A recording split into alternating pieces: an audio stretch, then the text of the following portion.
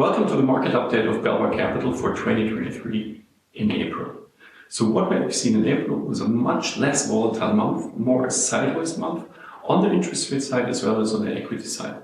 While we in March have seen the shakeout of the banks in the US and the trouble around Credit Suisse. So markets have been more focused on the earnings season, and what we've seen is that 80% of the corporates reported so far have been above expectations, which led to a really high level of market indices, but below that indices, only around 10% of the stocks really made 90% of the performance of the indices. So it's very key that we see a stock pickers market, a sectors market, while some stocks as Louis Vuitton in Europe or Eli Lilly in the US made new all-time highs, and others are still suffering, such as Amazon or Google, which have problems to cope with the new interest rate environment and moving on into new business models fueled by AI and ChatGPT at Microsoft, for example.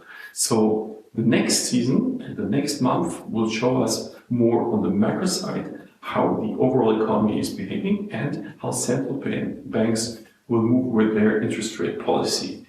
In the US, we expect a peak now around 5 to 5.5%. And the question will be if we already will see a decrease in the central bank rates, in the Fed fund rates in the US towards the end of the year, or if we keep the high interest rate environment for a long period of time. In Europe, inflation, as we just seen a couple of days ago, is still very high, 9%, and interest rates are still on the lower end of the cycle. So we expect here more tailwinds in Europe. So for May and June, we expect rather volatile month, and you should be really careful with your investments and maybe hedge a little bit. Thank you very much, and see you hopefully in the next update.